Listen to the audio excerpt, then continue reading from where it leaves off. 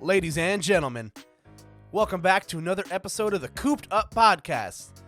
The podcast that is now available on Apple Podcasts, so make sure to drop a hot review while you can, please. It means a lot to me. As always, folks, my name is Koopa, and I am going to be your guide now weekly through the world of pop culture while everyone is hopefully still staying inside. This week, ladies and gentlemen, I am joined by one of my very good friends. You might recognize him from roles such as in films like Get Out, Motherless Brooklyn, and the TV show Mr. Robot. And if you don't, well, that's your own problem. Ladies and gentlemen, it is with my astute honor I get to welcome the second third of the Ooh La La podcast to my podcast, Mr. Sean Toney. My friend, how are you? Hey, buddy, I'm doing great. Thank you for having me.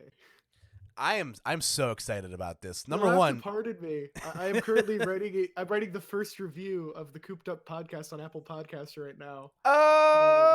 Let's see. I'm gonna give you 5 stars because I've listened. Because as of recording, you just released a second episode right before we started. That is true. So I I haven't did. listened to that yet. But I listened to the Cameron episode. I was going to say, "What a great job" is the title of my review, and the review is just going to say, "I'm so proud of you." 5 stars. First review. There it is.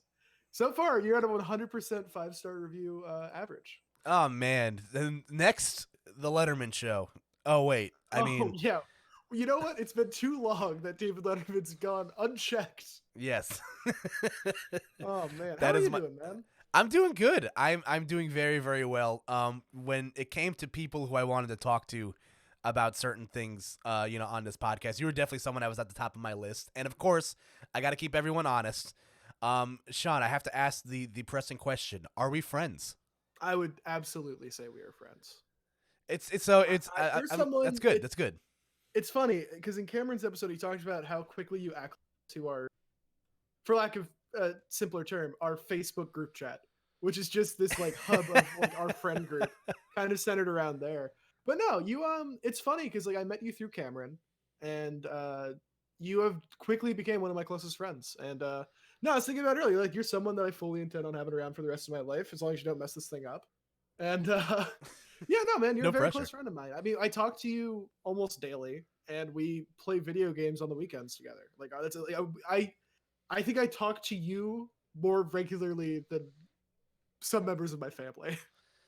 Honestly, I feel that, and I was Yeah. I was thinking about it like when in the pre planning of this episode, and I was like, oh wow, this is like another person who I can have on a podcast, who I haven't met necessarily through the gaming scape. But then I remember that the Yeah. first time we met each other was at a Smash tournament. It was so at a Smash tournament. that is and a I did total go lie. 0-2. Yeah. That's true. I've attended and participated in exactly 2 Super Smash Brothers tournaments, and I have not won a game yet. No, so I've been friends with Cameron since 7th grade, and of course through that I am like Smash adjacent. We're like I'd say like a good chunk of my Twitter followers, and like I still get like because I know a lot of people through Cameron. I get a lot of Smash related stuff in my Twitter and like in my replies, but it's also funny because like some of the people follow me and I never talk about Smash because I don't have much to say. That's true, but listen, Yeah. one day the career of Scary Daddy will take Oh off. baby. And Yeah, I so have to my- I have to tell this story because this is really Go for funny. it, man. Go for it. So it was like I said, we met at a Smash tournament, and the best part about Smash tournaments is that there's lots of very creative names that people give themselves for bracket. My personal favorite that I've heard is Hispanic at the Disco, which That's a is great one. it's That's a great. it's a top tier name. It's awesome. I'll give a shout out to one, a friend of ours, and it's funny because he went by a different tag during one tournament. It ended up being a tournament where he got like a lot of attention. But our good friend BDB, Big Dick Billy. Yes, that's a Yeah. great story in itself because Yeah, It's that's really so funny. it's really I funny hope because he's listening. I hope so too, and that's shout Yeah, outs 'cause to, I actually Barnes. fun fact about that. Can I call him Barnes? I don't know. I don't want to like dox him or anything. Shout outs to GWJ. Yeah, It's fine. GWJ. I have known him since 5th grade. So I actually knew him before I knew Cameron. And he was like he was like the only kid in my neighborhood that I would hang out with because everyone else was like way older or way younger than me. Yeah, so my friendship with GWJ dates back before Cameron. But no, he's great. I miss that guy. I hope you're doing well, buddy, if you're listening. And if not, no one tell him. Let's make this a little secret between us. Really funny story about the Big Dick Billy moniker. Yeah, go for it. Is that our good friend GWJ actually changed his tag mid-tournament. It was mid-tournament? Yeah, so on that That's so Saturday, funny. he actually beat somebody that was seated above him, so he was in the upset chart as GWJ. And then it was that Saturday where he made he upset some really good players. And I think mid tournament he changed his tag to Big Dick Billy. So Yeah. it's like Oh, that was real funny. Yeah, it was very, very funny, but really You were talking about my tag. Yes, so they called the name Scary Daddy. And I was just like, oh boy, that guy, let's get a load of that guy's name, am I right? And you were just like, oh, that's me. And I'm just like, oh. I don't remember that at all. I remember this very clearly because I was like, oh, That's man. very funny. Yeah, I'm that was the day I met you. It was. Yeah, I knew about you. I knew about you because I knew Cameron's Smash friends. And we just never crossed paths. And then, that day. My handle was Scary Daddy. I chose it because it was funny. And that's it. That's really it. I think my tag within the game was Daddy No, comma space no exclamation point. Which yeah, I thought it was funny. I still think it's very funny. Yeah. And if you ever want to start a ska band, that's a great name for a ska band. Scary Daddy. Maybe with a K and just capitalize SKA to really, some ska bands when hey, we're a ska band. Yeah. Oh, jeez. I've actually thought of my ska band name, and it's something that I'll I say. tell you mine. It's something that I say to my girlfriend's dog whenever we leave the house to go somewhere. I always tell the dog not to eat her brother. So our band, my ska band name would be Don't Eat Your Brother. That's that would be good. my I name. like that. Mine was, and this is the fantasy ska band that Cam and I middle school or high school. The Lemonade Brewers. Oh, that's a good one. I like that. Yeah, and I even thought of what the logo would look like. It would be a black and white, this checkerboard. You gotta have the checkerboard, but then it would be pink and yellow text that say the Lemonade Brewers because those are the two colors of lemonade. That's true. There's only two kinds of lemonade. I think nowadays we might end up becoming a Beyonce ska cover band because of her album Lemonade. That's what we're here to talk today about, folks. We're here to talk about my future Beyonce ska cover band. That's true. Yeah, the Lemonade Brewers. We've come a long way since the Ooh La La podcast and talk about the fancy things of life. Quick plug. Me and Cameron and our friend Jared have a podcast called Ooh La La, Don't Mind If I Do. We review fancy things in life. It's a lot of fun. We haven't made an episode in about a year or so. Oddly enough, we've been recording remotely the entire time, and then when all podcasts had to be made remotely, we kind of just stopped making the podcast. But we're gonna come back one day, hopefully. There are 13 episodes. You can check those out. But I guess I shouldn't plug up top because your listeners don't know if they like me or not yet. That's true. But just trust me. You guys are gonna like Sean at some point. So as we do every episode here, I think that's a good tag on me as a dude. He's like, you'll like me at some point. That'll be put that on your LinkedIn profile. Don't know how long it will last or how long it will take, but you'll get there. That's for a true. little bit. You'll be like, he's all right. This guy, he's got moxie. I like him. Gosh. So as we do every episode here in the Koop'd podcast, I sit down with my friends and we're all consuming mind-numbing media to kind of keep ourselves occupied in these trying times. And you actually inspired me, Sean. Because last year, number one, you lived in one of the hot spots of the coronavirus in New York City. That's right. I lived in Wuhan, China. No, I'm in the heart of New York City, baby, Brooklyn. That's right, home of the Brooklyn Nets. Yes, and the Brooklyn Dodgers, baby. Sean, I don't know how to tell you this, but the Dodgers moved to Los Angeles. Yeah, I'm not gonna tell you this, but the Mets playing. Oh, you said Nets. Yes. Oh, I thought you said Nets, like the Metropolitans. I'm like, buddy, they're in Queens. Oh, geez, egg is on my face. And how about this? The Brooklyn Cyclones playing out at Coney Island. Yes. Oh man. There you go. That's a team that you can't argue. I have a baseball hat from them too. That's Love true. The Cyclones. Great fun too. Coney Island is is a Coney Island fantastic. rocks. Yeah, I've taken you there, right? we have. Yeah, we've gone together. Yeah, I yeah, love Coney good, Island. good. It's the best. One of our friends accidentally slept on the subway and got all the way to Coney Island once.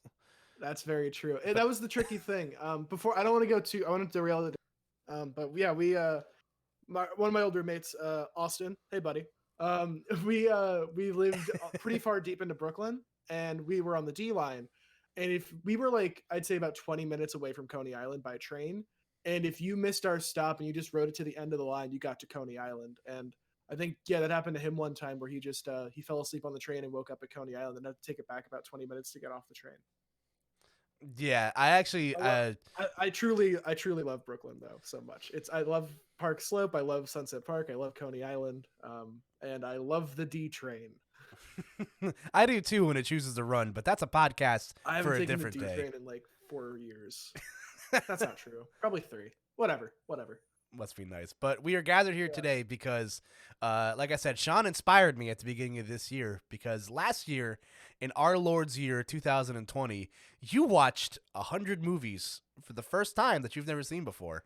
Yeah, I think the total ended up being over about 104. Somewhere around there. But yeah, over 100. Yeah, and I can give you the inspiration for this because I don't want to claim it as my own idea. Like almost everything I do, I heard the idea on a podcast. There is this comedian, Demi Adijuibe.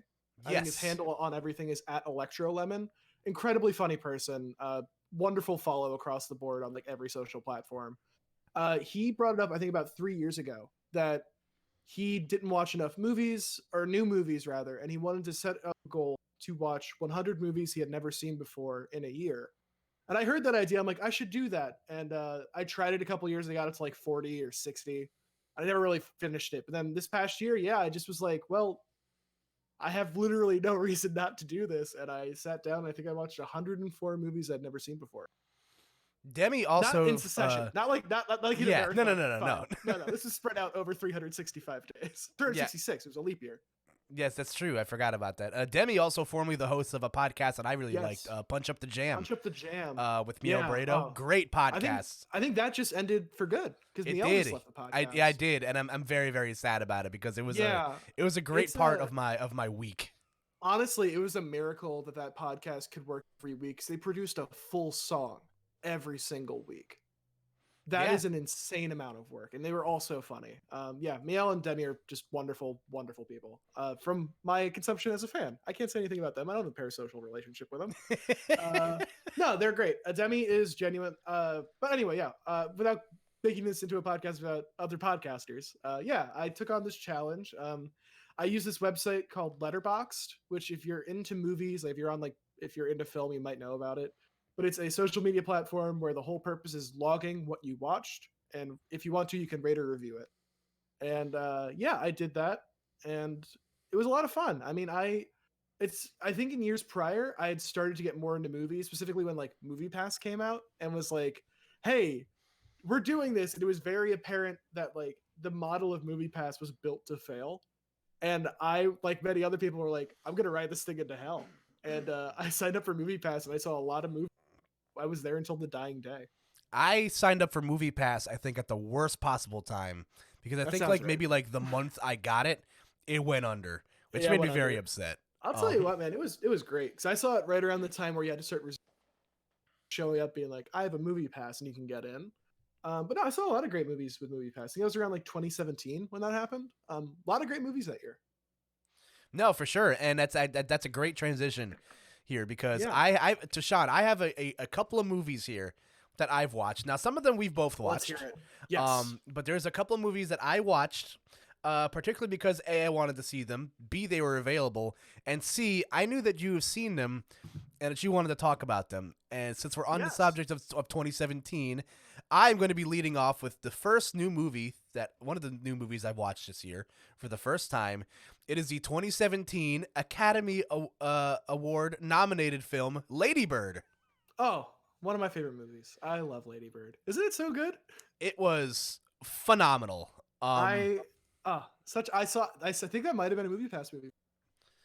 Yeah, so if you're not familiar with Lady Bird, it is a Go ahead. Sorry. No, I was going to say, well, you're the Lady Bird stan, so why don't you give me the word on the Lady Bird? I stan Lady Bird for sure. I don't describe myself as a stan much, but I absolutely stan Lady.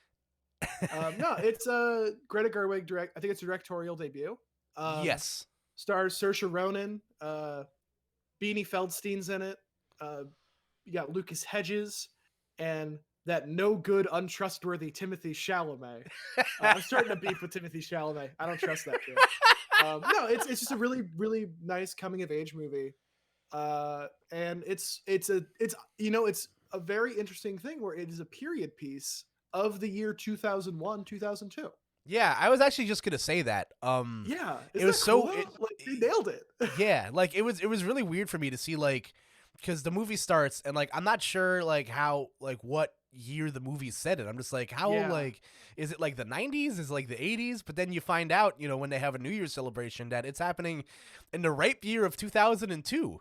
And I'm Yeah. like, wow, have we like, are we that old to where like you can start making period I mean, pieces in like it's the early almost 2000s? 20 years ago now. It's true. It's crazy to think about, but yeah. So my favorite thing about that was, so I saw it like in theaters during the theatrical release of Lady Bird. And that was right around the time when the story of Brian Williams lying about the attacks that he was a part of, like the news anchor Brian Williams. Yes. He made some claims that he was in like a helicopter. Never happened. And it was like this thing, he like went away from TV for about like a month or so. I could be misremembering some of the details, but the big thing is that he was caught lying about something he experienced in the news. And in Lady Bird, they show footage of him in Iraq, and the entire audience, like I heard everyone just go like, ugh. Like everyone just kind of like shuffled in their seats. Yeah, no, Lady Bird's great. Also, a fun thing about Lady Bird, Real Big Fish is in the soundtrack. That's true, they are. The song, I believe it was Snoop Dogg Baby, is in the movie when Lady Bird and her friends get high for the. And yeah, I'm a complete sucker for coming of age movies, and I think this is one of the best ones I've ever seen. And yeah, I cry when I watch Lady Bird. There's a scene in that movie that I really resonate with, like with my upbringing. And yeah, it's just I think it's a phenomenal movie. And I know some people aren't as into it, and that's fine. But for my money's worth, I think it's like one of my favorite movies of all time. I think it's in my top 15. I can understand why you feel that way. I'm a sucker for number one. I love period pieces, whether they be in like the 60s or the early 2000s. And number two, I love a good coming of age story. It's the best. It's so because it's so relatable. It's one of the most relatable genres of movies, especially when granted we're a little bit older than like I'd say that. I think in 2002 I was like in the 7th grade or something like that. But like no, you were not in the 7th grade in 2002. I was in the 2nd grade. You said second. Grade. Yeah, that's right. That's accurate. I was gonna say 7th grade. Like no, man, I was 9 years old. Come on.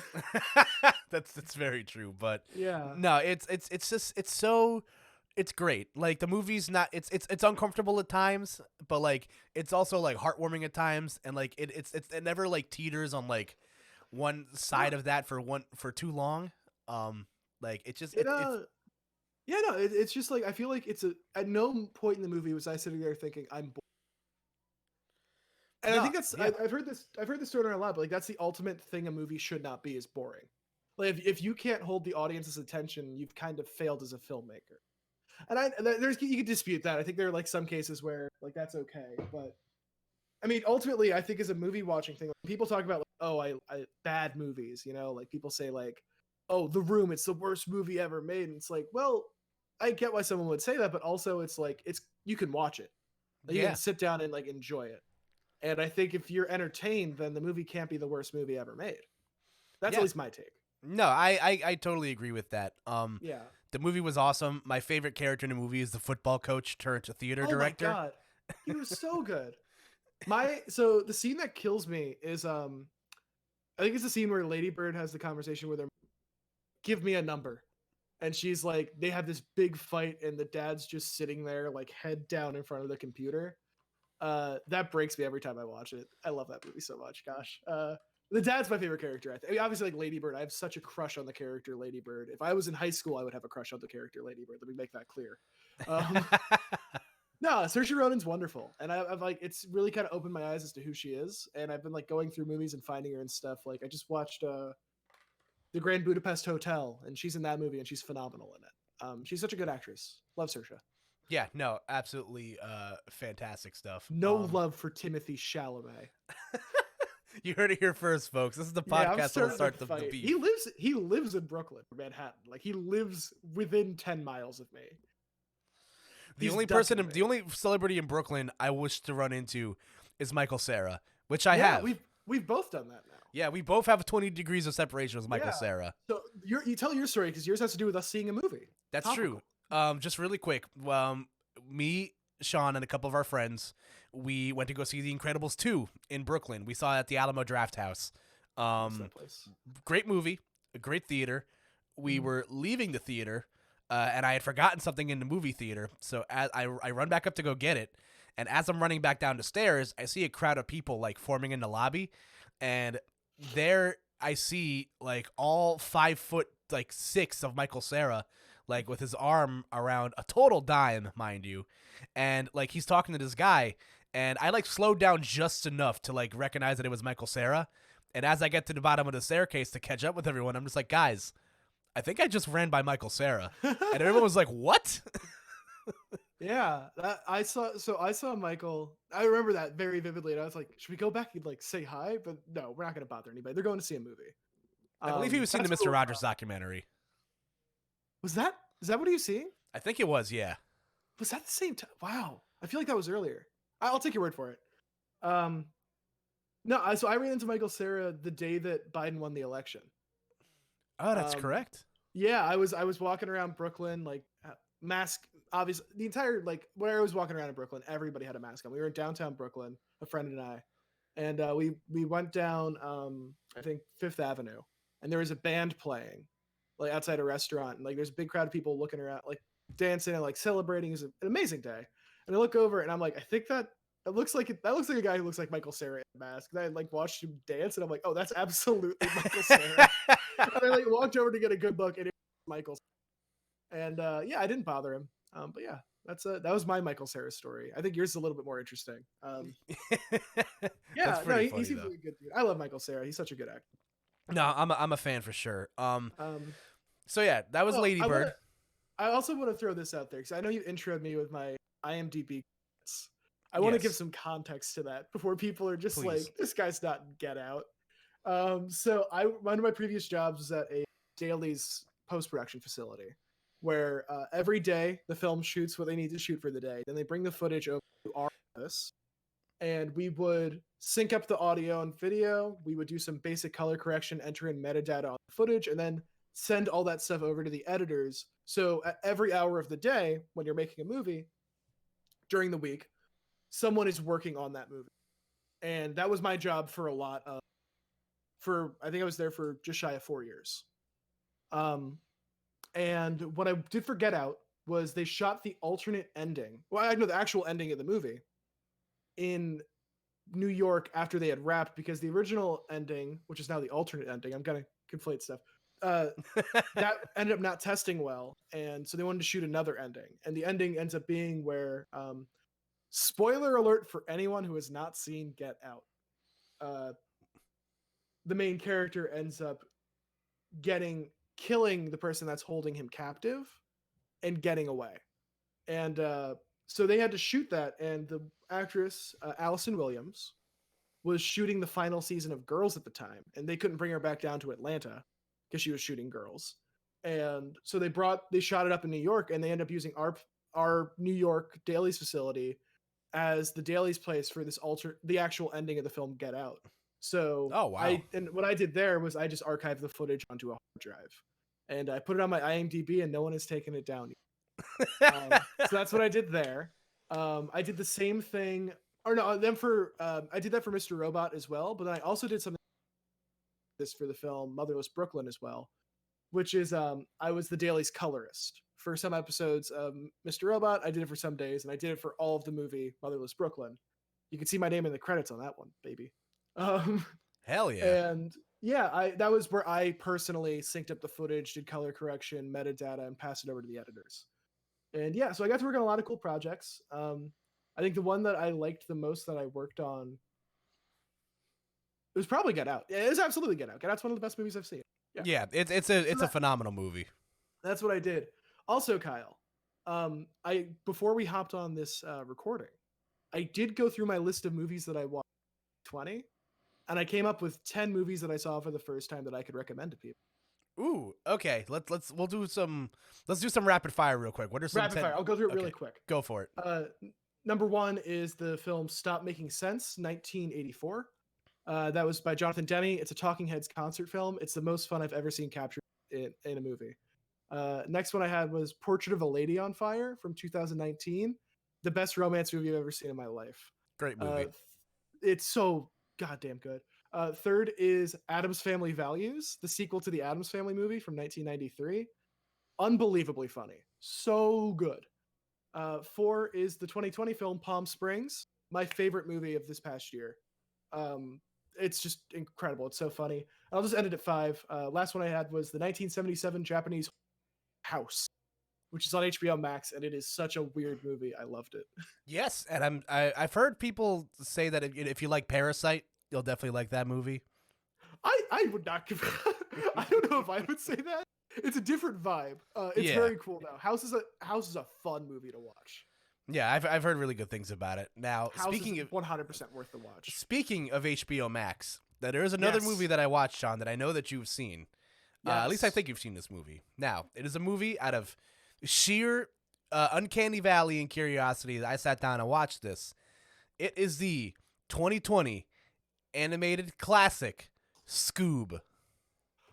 Oh, buddy, I have not seen Scoob. You know what? Then let me tell you about it. I met Scoob in the last time I went to a movie theater to see Sonic the Hedgehog. There was like a model of Scoob, and I took my picture next to it.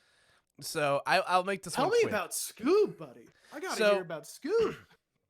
So if you're not familiar, Scoob is the 2020 theatrical, I guess, return. Scooby Doo hasn't made a theatrical film since the live action films. Monsters Unleashed. Since Monsters Unleashed, yeah, which was like mid 2000s. Yeah, that's the movie where half the movie Scooby is doing the daytime levels, and then the other half he's the Where Scoob levels. Oh man, that joke was specifically for you, Cameron. That's great. So Scoob is the CGI animated, take on Scooby Doo. And I'll be honest, I didn't like it. It wasn't a great movie. I've heard from a lot of people that it sucks. So I can go into some details of why I don't like it, because it hurt me, because I love Scooby Doo. Like anyone, Scooby Doo has stood the test of time. He's like, it's been 40. Oh no, it's been like 50 years now. I think since that's not right. Yeah, no, 50. It's been about 50 years since Scooby Doo first came out. Yeah, like Scooby Doo, and that franchise has been relevant for 50 years. Mm-hmm. Yeah, no, it's Sorry, I just get so choked up when I talk about Scooby Doo. But oh, you gotta be. So the quick synopsis of the film: Scoob, follows the adventures of the Mystery Inked gang. You get a little bit of a prequel to how Scooby and Shaggy met each other. It really sets the foundation for their friendship. Then Mystery Inc. gets contact. I believe, if I'm correct, I have to look up the Wikipedia article for this, because the plot is one of my biggest problems with this movie. Okay, so it sets up the prequel to how Scooby and Shaggy met each other, and then 10 years later, Mystery Inc. goes into business, and their entrepreneur investor is Simon Cowell. Oh, that's a relevant joke. Yeah, which I think is funny. Cowell refuses to do. That's the second animated movie he's in, because he's in Shrek 2, right? That is correct. Far Away Idol. Which is we're comparing apples to like liquid nitrogen at this point. Like both. I'm gonna try my best to watch my language around the 2020 Warner Brothers, my current employer's parent company.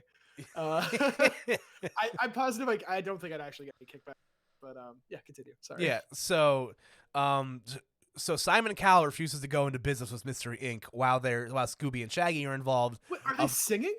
No, they're going. Is Simon Cowell haunted? No, they're trying to expand their ghost hunting business, but they need a business investor. Hey, Simon Cowell, you were on American Idol and The Voice. Do you need a bunch of teenagers to round up ghosts for you? I guess so. I love that. Yeah, so there's a fight ensues. Then Shaggy and Scooby end up being they end up being like pursued by robots. They end up being picked up by the Blue Falcon and Nice. his team of bandits. And they are Bandits. I thought Blue Falcon was a good guy. Yeah, no, the Blue Falcon saves them from being attacked by the robots because the Oh. robots are in cahoots with Dick Dastardly, another Oh. of the Hanna-Barbera's villains. I love wacky racers. Yeah, so shenanigans ensue. That's all I'll say. I think the movie is Yeah. worth at least one watch, but That's I might do that. yeah. So I'll tell you the things I did like about it. Number one, I do like that the movie does try to incorporate like a lot of the other Hanna-Barbera like properties. Well, I might be wrong on this, but I believe those was. That's not a joke. That's a real thing they tried to Say do. that one more time. You cut out for a second. They apparently, I remember reading that movie was supposed to be the launch of the Hanna-Barbera cinematic universe. I might have remember hearing about that also. Because that's where they incorporated like Blue Caveman. Jeez, I just conflated the two. Captain Caveman. Blue Falcon, Captain Caveman. Wacky Racers are in there. Did our buddy Jabberjaw make an appearance?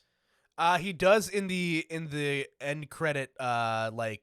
It's That's not like he's not like animated. He's like drawn on like a cartoon panel. What about Squid Diddley? He is on a billboard as Mr. Really? Yeah, he's on a billboard. That's If you want, I like can that, tell you the actually. characters that actually like show up. Yeah, let's spoil Scoob. So here's spoilers for Scoob if you haven't seen it. This is your warning. So Dick Dastardly is obviously the big bad. He is trying to find his Muttley is involved. Is that the dog's name? Yeah, I think it's Muttley. Yeah, Muttley is in the film. I won't explain to what degree because it's funny. Hanna-Barbera's second most famous dog. Yes, I agree. And Captain Caveman appears in the movie. Now, do you want to take a guess at who voices Captain Caveman? I know it's Tracy Morgan. It's Tracy Morgan, which is hilarious. So, yeah, go ahead. I want to circle back to the voice cast. Yeah, well, that's actually the point I was going to get to about the things I Yeah. didn't like about the movie. Is that what I love about Scooby Doo is that the voice cast is iconic. You know, the only original voice actor they bring back for the movie is Frank Welker, and he only voices Scooby Doo. So Doesn't voice Fred. he does not voice Fred. Fred is voiced by Zac Efron. Zac Efron. Shaggy's voiced by Will Forte. Well, I want to talk about that one specifically because that one really it really tugged at my heart. Because obviously now real Scoob heads know this. Shaggy was voiced by Casey Kasem Yes. for the majority of his career. And then after the live action Scooby Doo movie, where Matthew Lillard, one of the great actors of our time, I'll fight anyone who says otherwise. Matthew Lillard's the best. I love that dude. I agree. After he played Shaggy in the Scooby Doo film, Casey Kasem gave him the blessing of being like, "Hey, you can do Shaggy from now on." And then he voiced Shaggy in everything. Yeah, since Scooby-Doo 2009, released. he's been the voice of Shaggy. Yeah, and then the problem is when they announced the voice cast for this is how Matthew Lillard found out that they were making them. And they cast it with Will Forte, a person who I also have a deep fondness for. I love Will Forte. But it's just so much of Scooby-Doo is the static voice cast. Yeah, no, Like, I that's agree. really it. That's a lot of the appeal is just like, we're talking Scoob, folks. Yeah. That's this episode. I will But no, say that was like something that I remember being a big problem where like the voice cast for Scooby-Doo found out that like they were being replaced by celebrities. yeah, like and they got some ringers here like Mark Wahlberg's in the movie. He voices the Blue Falcon. Allentown, Pennsylvania's very own Amanda Seyfried. She Seyfried? voiced Daphne. Yeah, she voiced Correct. Daphne. She went to my high school's rival high school. Oh wow. Then we don't like her on this podcast. No, she's fine. I like her. Mean Girls is a classic. That's okay. You know what? You got it. And Gina Rodriguez is the voice of Yeah. Velma Dinkley. If you're a fan of Jane the Virgin, great show. Yes, and she was also in other things that I don't remember right now. She's funny. I like. Gina She's in the Carmen Rodriguez. Sandiego Netflix show. I think I worked on something that she was in. Oh wow, that's funny. I might have. But anyway, so I think like the biggest thing to me is that like so much of Scooby Doo for me is based in the voice cast, and like it Yeah. just felt very like hollow.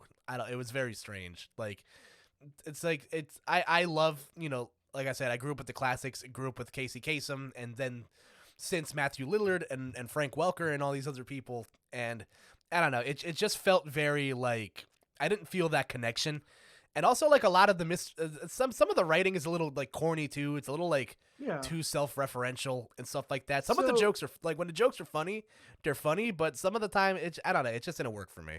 So I listened to an episode of a podcast, Blank Check with Griffin and Dave, where they talked about the film Hotel Transylvania or Hotel Transylvania 2, I think.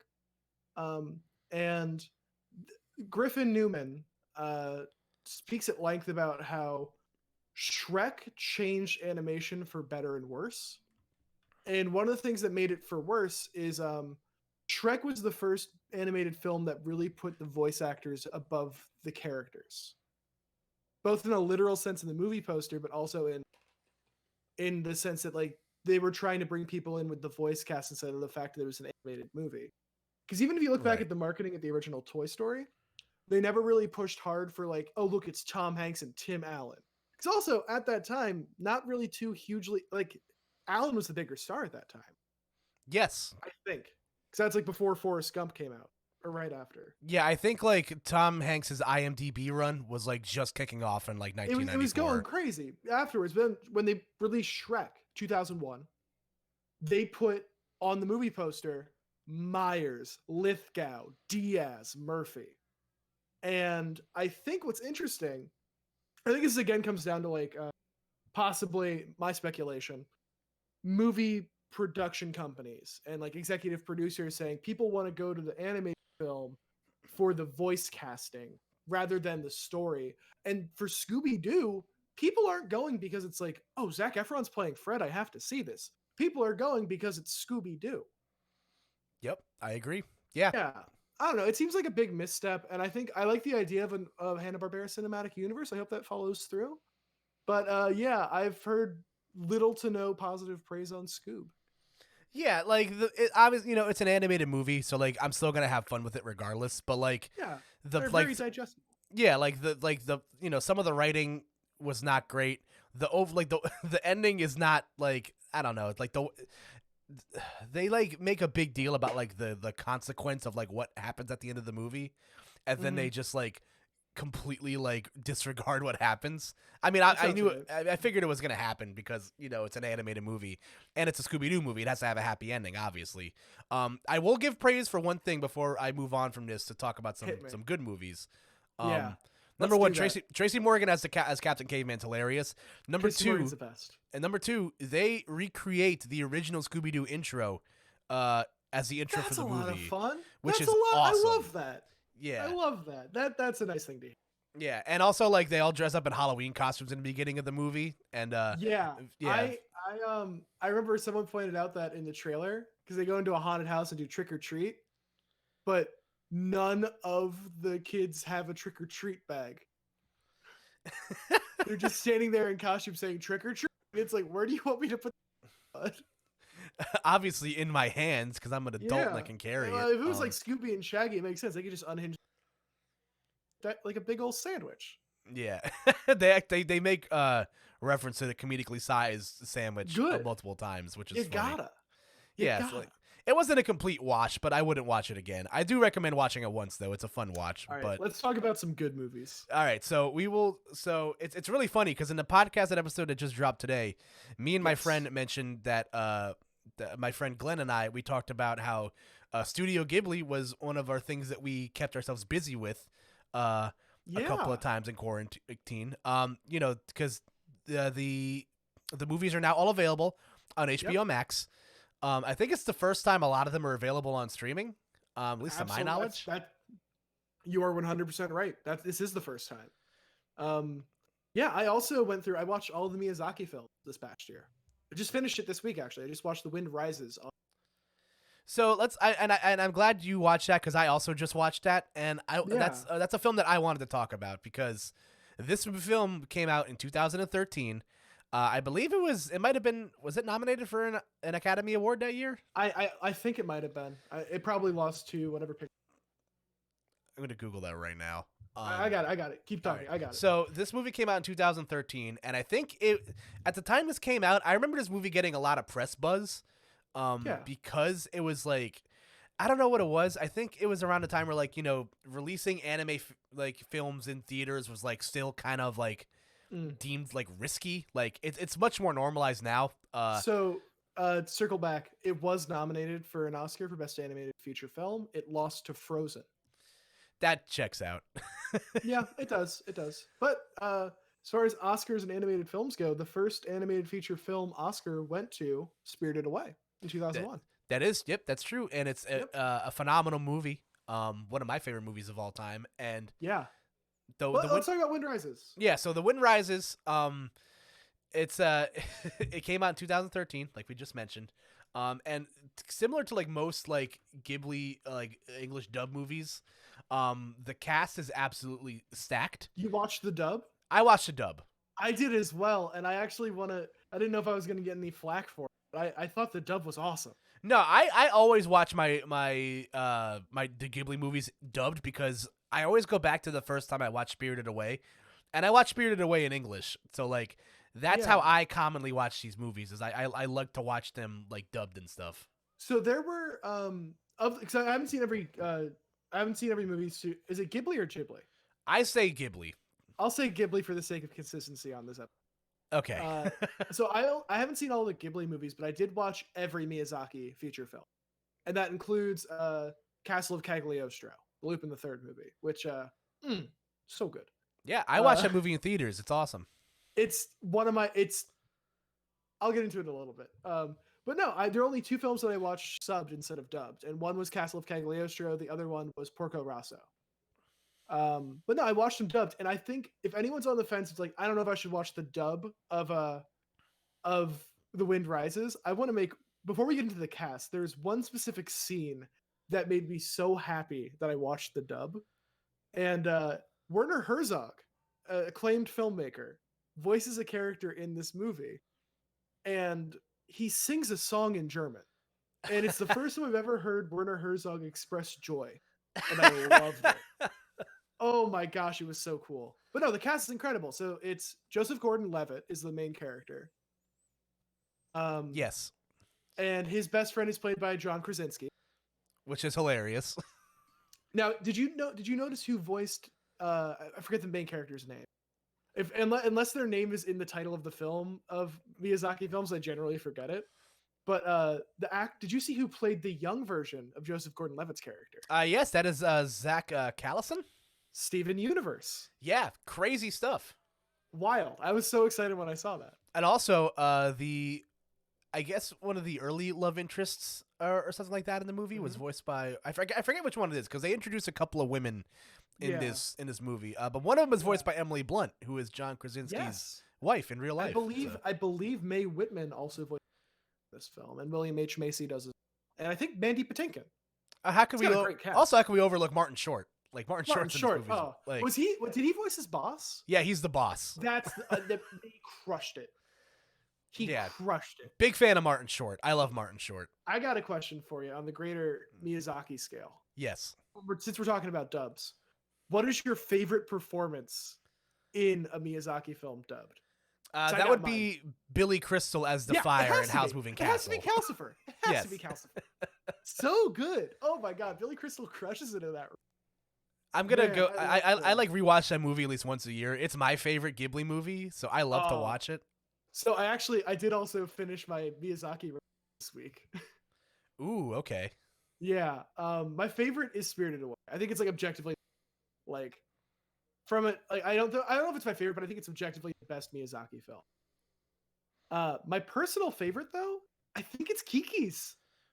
You can't go wrong with Kiki. I love Kiki's. It's a coming of age film. It's beautifully animated. It's very fun. I think that's Kirsten Dunst plays Kiki. Yes, a young Kirsten Dunst plays Kiki. Yeah, she's so good.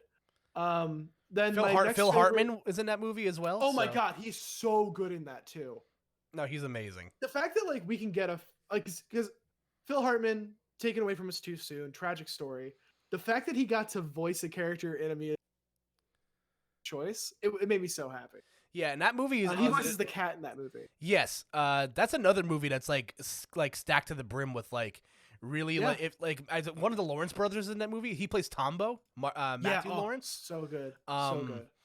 Tress MacNeille, Dot from the Animaniacs, if you're familiar, also does a Yeah. lot of other voices in like I wanna Futurama say- and Family Guy. So Who voice was? I'm gonna look up the voice of the who voiced the grandma in Kiki's the grandmas. 'Cause they're the best characters in that movie. oh man, I'd have to think about that. I want to say I think it might have been the late Cloris Leachman who just passed this week. Oh, you may be right. I know Brad Garrett has a speaking role in that movie too, which is Yeah, crazy. he plays the pregnant woman's husband, I think. Kiki. No, it was Debbie Reynolds. Debbie Reynolds is in it. I want to say Leachman was in something. I think Leachman might be in Panya. Oh, maybe you might be. I think she's one of the old women in Panya. But then the other two favorite three outside of Spirited Away, it's Kiki's Delivery Service, Castle in the Sky, and then Castle of Cagliostro, which isn't technically a Ghibli movie, but it's a Miyazaki film, so I counted it. That's fantastic. Another great voice performance, the Fanning sisters in Totoro. That's true. Yeah, I actually They're forgot so about good. that. Yeah, it's Dakota Fanning and Elle Fanning. Wow. Yeah. Again, Yeah. like Ghibli doesn't like skimp on any of the voice cast in these movies, and It's funny because that comes down to Disney, because Disney has the American distribution rights. Yep. And they help That's like true. do the dubbing, and basically that only Spirited Away. But even before that, like they have some big names in like Nausicaa and Mononoke. It's good. It's good. No, it's awesome. I will say though, The Wind Rises is #1, beautifully animated movie. Beautiful so story. pretty. It's There awesome. Do you remember there's a shot in The Wind Rises that made me just I was sitting alone in my bedroom and oh fuck yeah. It was it's a scene where it's just like the lake, but a plane flies over ahead of it and you see the ripples of the lake just permeate throughout the entire thing. It was just so Yes. beautifully animated. I would cheered in my apartment when I saw that shot. Yeah, It was I good. think about the scene in the beginning of the movie with the earthquake, where like Oh my you see God. like the fissures like crack through the screen, and then it like spreads out throughout the entirety of like, you know, the plane, and the houses all move and the train tracks move, like Yeah. everything yeah. like in motion just looks so beautifully animated, and especially when like things fall apart in this movie, because a lot of shit breaks in Yeah. The Wind Rises. So like watching like, and keep in mind this is all like I'm pretty sure this movie is mostly hand drawn, if I'm correct. I think it's entirely hand drawn. Yeah, so like you're just watching like, you know, like wood splinter and like these things like fall apart and explode, and it's like truly a beautiful thing. I will say though, I'll be honest, I wasn't big on Joseph Gordon-Levitt. I didn't really like him. No, he sounded kind of bored. Yeah, I get like there's a scene where like he's talking to it's like when he's talking to Martin Short, he's talking to his boss, or like he's talking to like the French girl in the beginning of the movie. And like he's just so monotoned. It sounds like he like, and I enjoyed Joseph Gordon-Levitt as an actor. I like he's in some movies that I really enjoy. It felt like he was really phoning it in this movie. I was not a big fan. Yeah, I was okay with it, but I understand that. I kind of had a similar feeling with Michael Keaton's performance in Portland, so which is why I switched over to the sub. Yeah, no, it happens sometimes. You know, it's a tricky thing where it's like it's a different culture, so you might not understand like the exact word and like exact like meaning of everything. It's got to be a tough performance, but yeah, I wasn't crazy about him. Like everybody else, though, I thought Krasinski was a bit ham-fisted at times. So good, you know. I really enjoyed The Wind Rises. I ranked it out of the 11 Miyazaki films that I listed here. I ranked it number 9. That's a pretty fair place. And Also, I'll say this: I think the worst Miyazaki film is still twice the movie that the worst Pixar film is. that's true. Yeah. Yeah, 'Cause I'll say that. that'll be a fun podcast for another day. Whenever I go down my Pixar hole again. Oh, brother, let me know. I'll send you my voice clips. I don't care. I have strong opinions. Yeah, but The Wind Rises still comes like recommended. Again, it's It's even beautiful. even a mediocre Ghibli movie, like we said, is like really good. There was another Ghibli movie that I did watch this week though. It's a movie that I've actually owned on Blu-ray for years, but I just never have the time to sit down and watch it. And I don't know if This is killing me. I don't know if you've watched this one yet or not. It is the 2014 Ghibli vehicle, When Marnie Was There. I have not seen it. No. So I will make this one quick because this comes highly recommended. And again, another stacked cast for this movie. The main character is voiced by Haley Steinfeld. Um, Mm. John C. Riley has a speaking part in this movie. Oh, all you gotta tell me. Yep. All you gotta tell me. Yeah, it's awesome. And even for a brief moment in the movie, Catherine O'Hara has a speaking part in this movie. Lovely. That's a Yeah. nice little surprise. Yeah, so there's a lot Sally of Stitches herself. yes, and also Ava Arxes, actress. I think she was in Once Upon a Time. She's an actress I'm familiar with. Okay. but- She seems like a lovely lady. Yeah, I'm sure she is. But she plays it's a cute character. When Marnie Was There is an absolutely beautiful movie.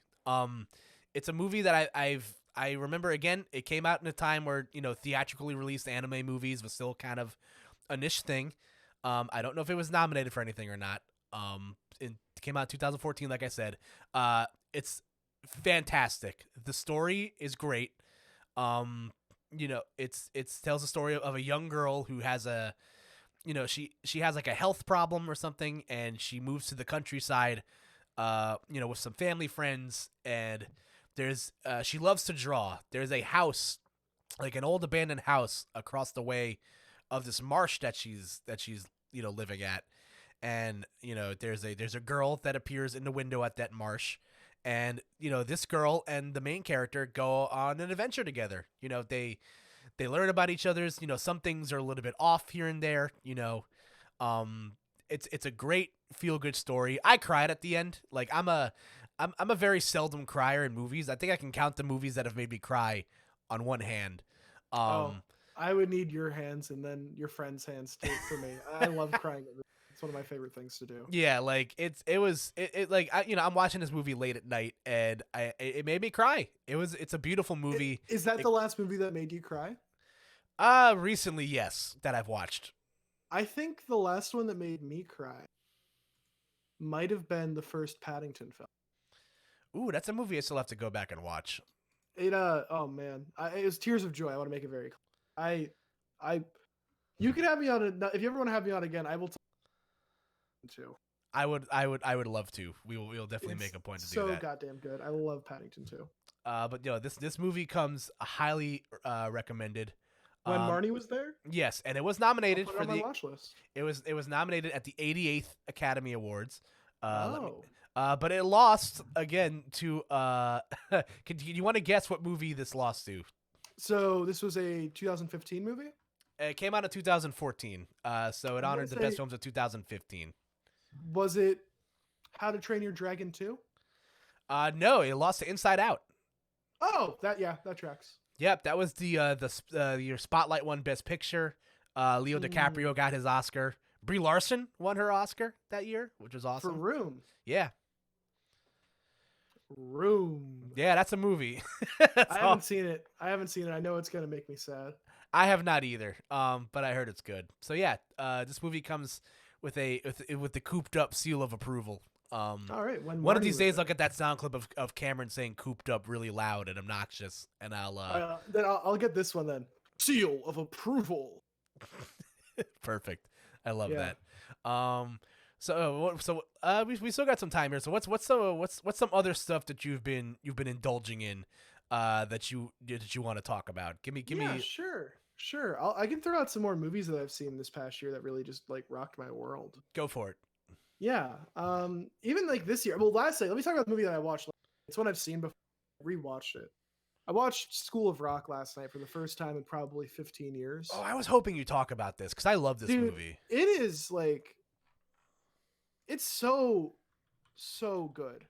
It's like, so I'm personally someone, when I rate movies, I usually use a scale of 5, and I think movies are attainable of getting 5.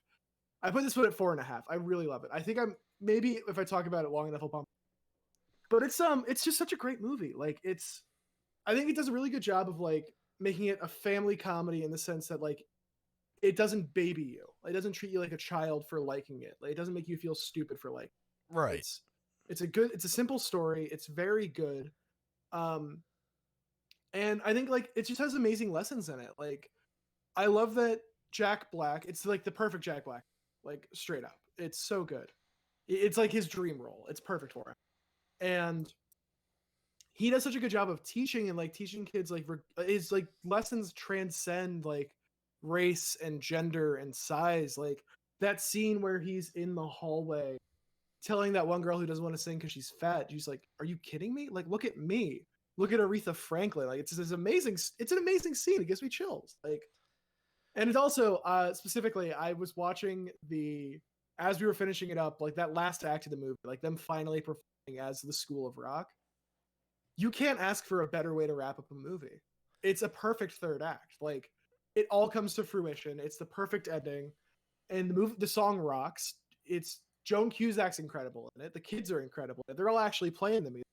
It's just, if you haven't watched School of Rock in like 10 years, go back and watch it. It's on HBO Max. And yeah, it'll blow you away. It's so fun. It's a fun movie start to finish. I think I remember why I gave it 4.5. And it's my only knock against School of Rock. Okay. The Battle of the Bands takes place on a weekday at like 2:00 p.m. and it's a sold out venue. My friend Allison pointed that out to me last time watching it. That's funny. Over Zoom. Not Zoom, Discord.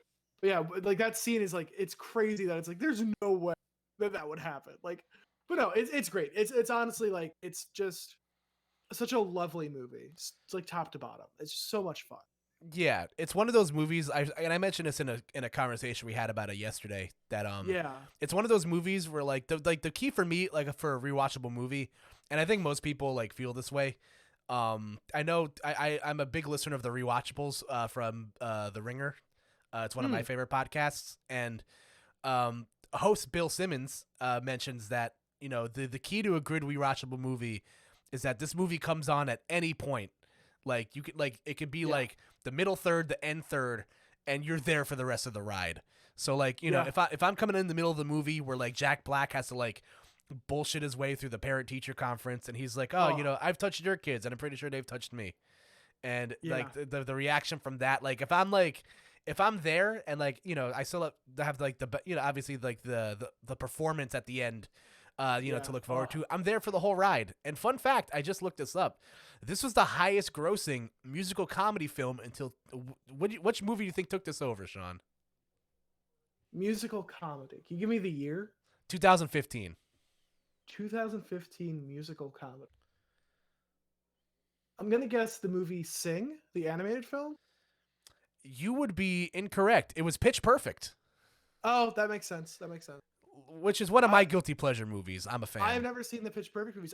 The two that I think I like when I think of like musical comedies, the other two that came to mind, Pop Star, Never Stop, Never Stopping. Yes. And Walk Hard, the Dewey Cox story. When's the last time you watched Walk Hard? Oh man, it's been years. Buddy, it's on Netflix. I highly recommend you read this. Okay, so, I know what I'm doing later today. That's fun. I think I'm gonna watch. You know what's funny though? I was thinking about watching a Johnson. That's awesome. I want to watch Talladega Nights because I haven't seen that in a long time. And I was watching some clips and I was just cracking up. It's so funny. Yeah, that's a movie that's like I like rewatch it like every couple of like. It's great. At least like once a year I rewatch a movie. That's one of them. But no. Let me fully explain. Let's talk about that movie challenge. Like I want to like kind of, because I think it's January. Well, it'll be probably February by the time this comes out. Yeah, it'll be coming out. This will be coming out the second week of February. This is Valentine's Day. Hey. Ooh. Yeah. Okay, then I got a fun idea. Okay, go for it. So this will be coming out the second week of February as it's already scheduled. So no Google Assistant, stop. I don't know if that picked up on my microphone, but the Google Assistant started talking to me. So here's what we could do, because we'll have a few minutes left in the podcast. Let's go for it. Let's recommend our favorite romantic comedy films for people to watch. All right, this is coming out February 13th. Yes. February 13th. Romantic comedy films. You want to go back and... Yeah, so like what's one of your favorite like romantic comedies? I don't think it's a good Valentine's Day movie, but Forgetting Sarah Marshall is a masterpiece. Oh, it's not a masterpiece, but it's wonderful. I love Marshall. Genuinely funny, surprisingly respectful. Like at no point is Jason Segel's character like saying, "Oh, Sarah's such a bitch" or anything. Like he still respects her as an ex. And I kind of because this past year I went through a breakup, and I kind of put off watching it for a bit. When I finally watched it, it made me feel very good. So yeah, Forgetting Sarah Marshall's like one of the best romantic comedies in my eyes. That's easily one of my favorites. Yeah, it's wonderful. Like you can take a dartboard at like any of those like because that is a Judd Apatow vehicle if I'm remembering correctly. Correct? It might be. I think I'm it not might. 100% positive. I'll look that up. Tell me Um, one of yours though. yeah. So one of my favorites, and I can't give you any like rhyme or reason for why it is. Friends with Benefits is one of my favorite romantic comedies. I've never seen that one. It is. It's so. There was a time in my life. I think I might have been like a freshman in college or something. Mm-hmm. If you're not familiar, Friends with Benefits, 2011 romantic comedy featuring Justin Timberlake and Mila Kunis. Yes. In France, it was called Sex Friends. Yes, yes, it was. You said that came out 2011, right? Yes, 2011. So I did go to France that year, and we saw a big poster for Sex Friends when we. That's fantastic. No, but it's a really really fun. I can't really explain it. Like it's just it's a fun movie. You know, you see these two people try to experiment with the Friends with Benefits thing, and you know, one person ends up falling in love with the other person, and then there's a whole cat and mouse chase thing. I can't really explain it other than the fact that it's a fun watch. Yeah. Justin Timberlake's father. There's a great scene with Justin Timberlake and his dad. They I think I think his dad's played. Yeah, it's Richard Jenkins plays his dad, and they have a great scene where I won't spoil it for you because it's funny, Mm-hmm.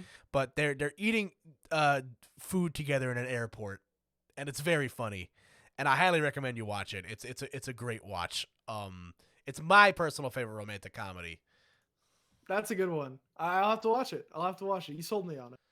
All right, there we go. That's all. That's all I try to do. I got one more. All right, go for it. It's on Amazon Prime. It is the film The Big Sick. Ooh, okay, that's a good one. Kumail Nanjiani, the story of him and his wife and how they met. It's a really fun rom-com, I think. It's definitely a romantic comedy. It's very sad as well. But the biggest selling point for me in that movie is that the parents are played by Ray Romano and Holly Hunter. And I truly love both of them so much. I think Holly Hunter is one of the best actresses alive. She's so funny. She's so good. She plays like this meek character so well. But then on top of it, you have Ray Romano, who's having a. I love Ray. I'm part of everybody, and he's so funny. He's so good in that movie, and it's a really interesting story. I believe David Wayne of Stella directed it. Okay. Yeah, it's a really good movie. I think it's a lot of fun, and it's a good little romantic comedy. You know. I will give everyone one more. Let's go for it. Before you wrap things up here. It is the 2005 classic Hitch. It's one of my favorite romantic comedies. Yo, I'm gonna say one thing about Hitch that's super weird. Okay. So Will Ferrell, Will Smith plays he plays like a person who sets people up on dates. Like his whole thing is that he's a match. Yes. And correct me if I'm wrong. He takes a girl on a first date to Ellis Island. You were correct. And to find out her heritage, right? Yes. Yes. What world is that an acceptable first date? In 2005, maybe. It's 16 years later. Doubt it. It's fun. I haven't watched Hitch since it came out. I mean, it's Kevin James and Smith. You're in for a fun. Yeah, it's fun. It's like not your like typical like romantic comedy, but it's a fun watch. I highly it's one of my brother's favorite movies, which is weird. I can't. That's funny. I have to talk to you. Next time I see your brother, I'm gonna pick his brain about Hitch. Yeah, it's a phenomenal film. And it comes with my Koop'd up Valentine's Day seal of approval, and hopefully everyone's doing something safe and sealed with a kiss. Yes, Kiss from a Rose by Sealed. There we go. Hopefully that wasn't audio poison. Me kissing the microphone right there. No, that's fine. I mean, that's how long's that thing been wrapped up in a box? That's fantastic. But we're gonna be wrapping things up here okay, bud. soon. So Sean, this is a lot of fun. Yeah, this was awesome. Thank you again for joining me on this journey. I will gladly have you back once I think once I reach the half century mark of movies. Yeah, man. I think we'll have me and Cameron on at the same time, and we'll good cop, bad cop when it comes to bullying. Oh, I'm 110% down with that. But this is I something think that I've that'd be actually. a fun one. Okay, go for it. No, I'd say that would be a fun idea. For Oh an yeah, no, episode. that would be fun. So this is something I've actually been forgetting to do at the end of episodes. Sean, where can the people on the internet find you? Do you got anything you want to plug right Yeah, now? man, I got a few things. So my Twitter and Instagram is both at Captain Tony. Tony is spelled like money with a T, Toney. And yeah, follow me on Twitter. I am like, I think I'm like around 500. That'd be a fun little trick, you know? Get everyone to follow me, and I have 500 followers. Ooh. No, I also on there. I have an essay that I wrote about the 2 episodes of the TV show Joe Parra Talks with You. It's my pinned tweet. It's I wrote this thing about it. It's episodes that I really thought were really impactful. Watch that show, read that article, follow me on Twitter, follow our podcast, Ooh La La Podcast, on Twitter, and our podcast, Ooh La La, Don't Mind If I Do.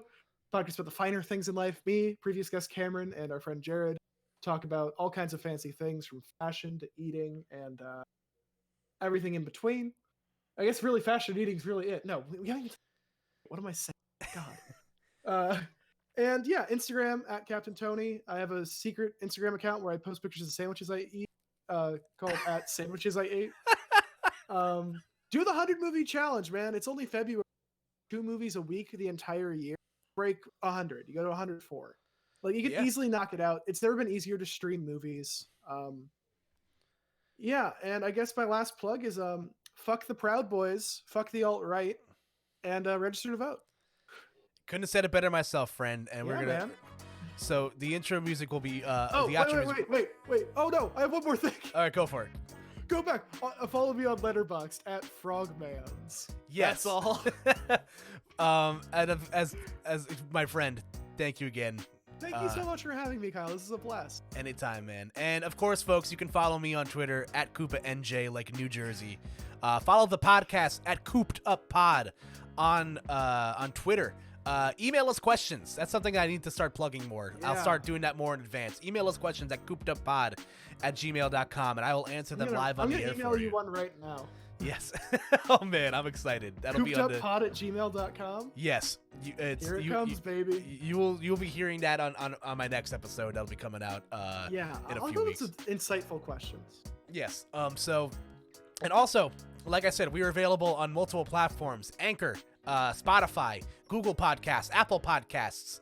Wherever you find them, baby. Yeah, wherever you get your podcast of choice, you can find them. Especially also on YouTube, where you can see Sean's beautiful face and my beautiful face. And of course, shout us again to everyone who listens every week, and to the moon, baby, ladies and gentlemen.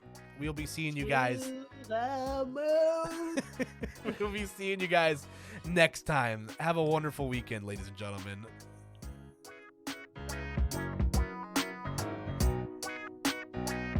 You still there?